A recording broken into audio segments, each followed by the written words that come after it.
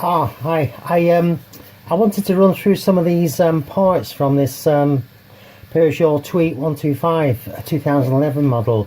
I got it in April and it was a non-starter, but I expected it within 2 weeks that it'd be out and running. But as I started to take things to pieces and look at it, I found that rust was a big problem. And in fact, what I've done so far is I've actually taken the engine out and dismantled every nut and bolt on the scooter.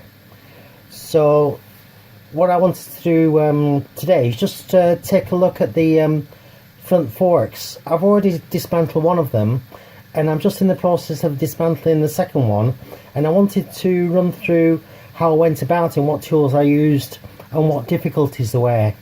As you can see, this is the front fork which I've just pulled out of this lower section here. This actually fits in here. I don't know if you can see. Yes, you can see that fine. I just wanted to show you before I dismantle any more where we are. So we've got this piece which fits down through there. At the bottom there, oops, the spring's falling out. You can see this thing here. This is where the bottom bolt goes. If I just find that bottom bolt just to show you it. Unfortunately, this wasn't too difficult to take out. Actually, you can see it doesn't actually look in the best of condition.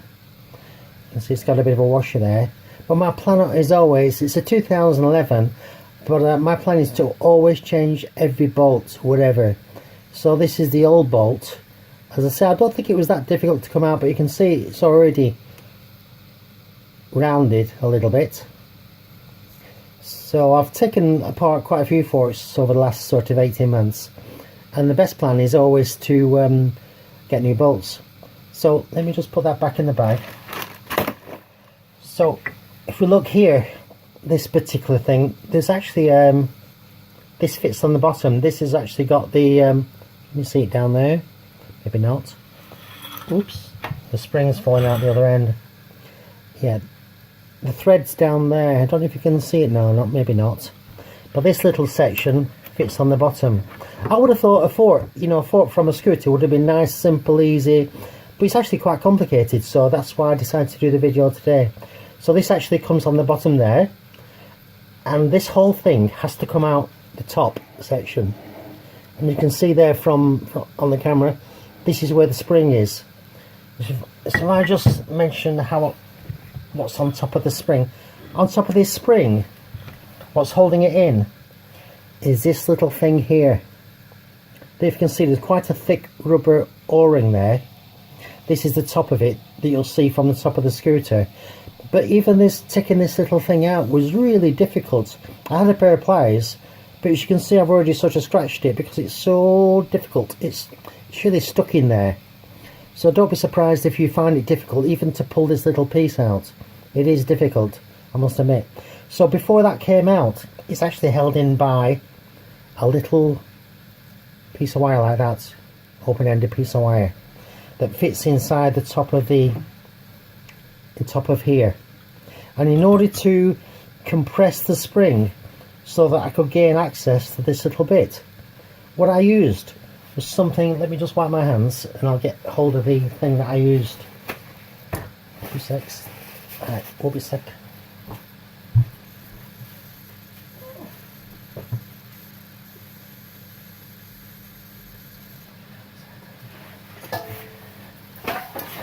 Don't know if you can see this.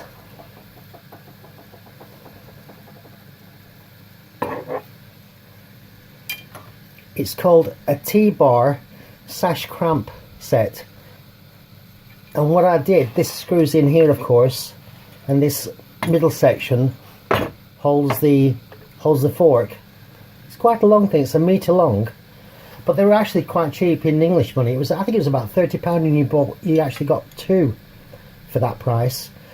You're supposed to be able to push this top section down, but I haven't the strength for that.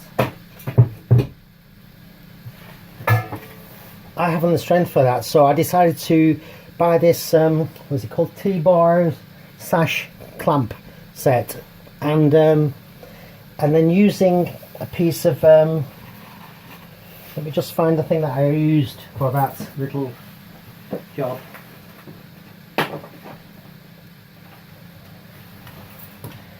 I used a bit of a socket thing at the end so that would push down on the middle of this to push it down enough, and then if you pull the fork, once you pushed it down an inch or 2 or 3, or an inch or 2 anyway, you can pull the fork up. You can pull this up, and then you can actually see the this piece of metal, this spring clip, and then you can get at it. And it's, I must admit, it's, I used a let me just find the thing I used to pull it out. This is what I used to pull it out, and I must admit it was difficult.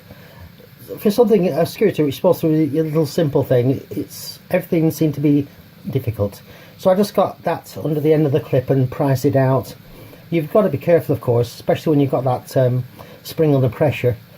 But using that T-bar sash clamp thing, I did get it out. So let me just show you, let me just put these things to one side. So as I say, even this little thing with the rubber thing was difficult to get out. Let me just show you the other parts to this. I don't know if you can see the lower section here. Yeah, this is the lower section. Inside there, this is the fork seal. But above that fork seal is again another spring. Oh, let me just find it. This is the one. Oh. Can you see it's got 1 or 2 flats, and you can get your screwdriver in there and prise that out, so that's not so difficult. The other one on the other fork was a bit more corroded, but they look in good condition. I don't think, for 2011, it's only 7 years old, so I didn't really anticipate buying any more of those, but you never know, if they're quite cheap I will do. Let me just put that to one side. What I've also removed, which I haven't, is a dust seal. This of course just pushes down inside here. Is that the right? Yeah, that pushes down inside here. It did take a bit of prising, but it did come out. But of course the dust seal just slides off. But I have bought another set of those anyway. I thought I would. You know, I think, you know, 7 years, it's rubberized, some sort of rubber compound. So I thought, why not buy another one or two? So I'm going to replace those. The only other thing, which I haven't discussed, is this thing here. This is actually like a stopper, and this actually fits on the top of the forks down here. So once you've got that silver thing held in, then this thing just pushes in the top there. So obviously that's probably the easiest thing to pull out, really. So let me just put those back in the bag, and then I can show you more of this fork so I don't lose them. I've tried to keep all the parts separate, of course. Let me just put that back in there. So now we come to the more of the fork. So I'm actually putting them in this orangey bin, so nothing gets lost, nothing gets missing. So you can see that just slides on there, no more than that. Let me just put that back in the bin. And then if I just, I've actually just, I have removed the fork oil, I must admit. I think it's 100 ml, which is quite a small amount, but I've tipped it out, and there is still going to be some fork oil inside here. But if I just take this, I push this out, the spring, when I took it out, I realised it's not more tightly wound around, or whatever the word, at one end than the other. If you just measure the gaps, it's actually even all the way. So that being the case, I don't suppose it matters whether you put it this way or that way. But that's, you can see by looking at it, it's actually the same coil all the way down, no difference. Let me just put that in the to one side. So having this is the bit at the bottom, now we can get this out of the top. Let me just get some more kitchen towel and put it down, so that when I tip out that other piece, I don't know if you can see that, without me covering it up, of course. That's the other piece. You can see there's a spring on there. Again, it looks even coil, so I'm not so sure whether it matters which way around you put it, whether it's up or down. As you can see, there's another rubber seal thing on there. I'm not planning on changing anything here. I just thought because it's not that old, and that hopefully that seal, it should still work fine as far as it goes. I'm not changing anything else. So what I am doing is just cleaning it out with a piece of stick or whatever to get down this barrel. If I just show you, if I just get hold of a piece of stick that I can show you, it's actually a plant thing. What with 2 seconds, let me just get hold of one.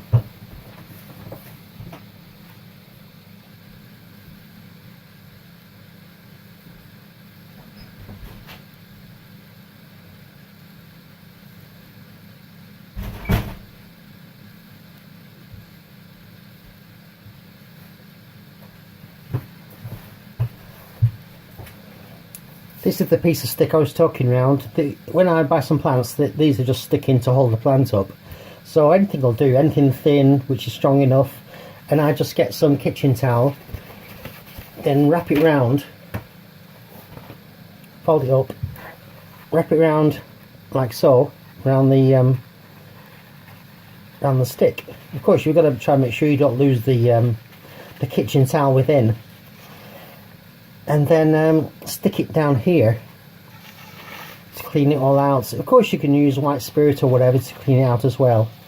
You know, the thing, while you've got it in pieces, you might as well get everything nice and clean. You know, there might be some residue down the bottom. I don't know how old your scooter is, but there might be some residue down the bottom, so you want to get any gunk, any dirt, any whatever out of there really. There's just a bit on this one, it's not too bad. I don't know if you can look down there, there's some sort of pressed steel insert in there, so you can't, it's not actually completely free up and down. If you look, you'll see there's a bit of an obstruction down the bottom. Oh yeah, I've got it there, you can see. So there's nothing, it's not, you can just clean something straightforward. You've actually just got to stick the stick down and clean as much as you can. Of course, clean it from the other end as well. So this one actually is, as you can see, it's in quite good condition. There's no, well, there's a bit of damage there, but it isn't where the seals are anyway, luckily. So I won't be doing anything with it. I've cleaned it as far as I can anyway, but you can see there is a bit of abrasion here, a bit of damage to the chrome, but it isn't so serious, so I'm just going to use it again. Let me just put that down. This bottom section, this one particular side isn't in such bad condition. I say I'm changing the seals. I've already bought some seals, and they're not so difficult to get out. You can pry them out. Let me just find the seal thing I used. Yeah, I bought one of these things. I'm not saying they're wonderful things and they're fantastic and all that, but it did help me to get this particular seal out. I'm not saying they're always helpful and they're always so good, but in this case I did use it to try and get this seal out. But because they are quite stuck, of course, they're not going to just slide out like a dream or anything. So this is the thing I used. I think it's called a seal extractor or something like that. I don't know who makes it, probably one of these Chinese things. Anyway, I did use that to get the seal out, and I'll say I bought some seals. The other lower section of the other one, this is, you can see, it's all pitted, whatever. So I'm just wondering whether to shot blast it, then start painting it. And my normal method of painting is to shot blast it or try and clean as much as I can, then use red oxide, then use some grey primer, and then use some black paint or spray silver or whatever you want to use really. So let me just show you some of the stuff I use. This is the red oxide primer I use, Simon Nice stuff, red oxide primer. You can buy it as a paint or you can just use it as a spray depending on what you want to do really. Red oxide, I don't know if it needs it, but I just like to make sure that I don't have to be doing it again 10 minutes later. This is the grey primer,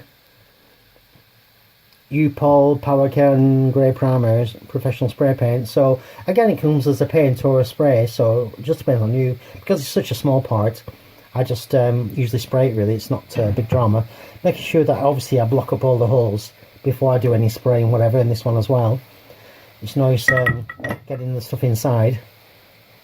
So if you look here, it's not too dirty, but I will be cleaning it up, just giving it a good wipe round, getting some white spirit or whatever I want to use as a cleaning thing to get it out. Let me just put that one back down into the box.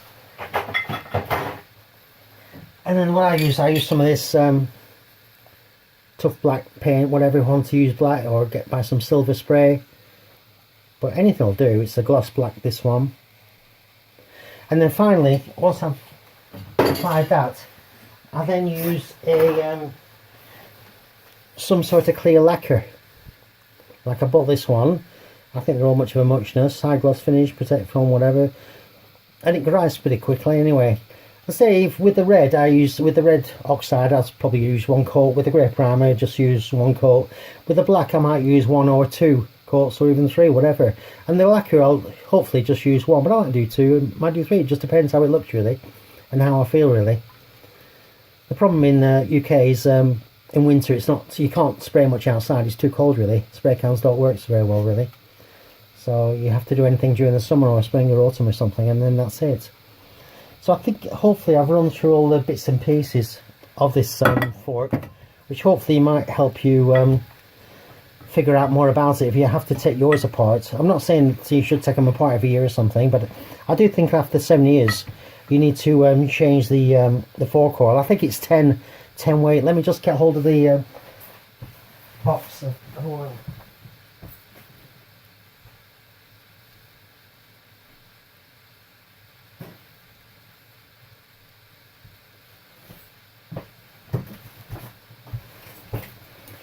The one I bought for it is some, what is it, Castrol Fork Oil Synthetic 10W. I think in the book it recommends 10W. This is half a litre, but I think you only need 100 millilitres. So you'll need a fifth of this. So it's quite a small amount really.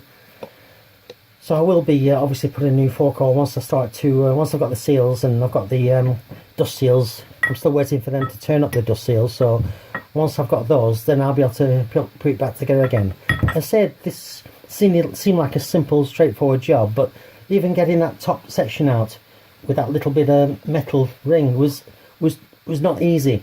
You're supposed to be able to just push it down, but that spring's is a tough spring, you know. I think you'd have to be into sumo wrestling to be able to push that down in order to access that little piece of that spring clip down there. So as I say, that T-clamp really worked really well really.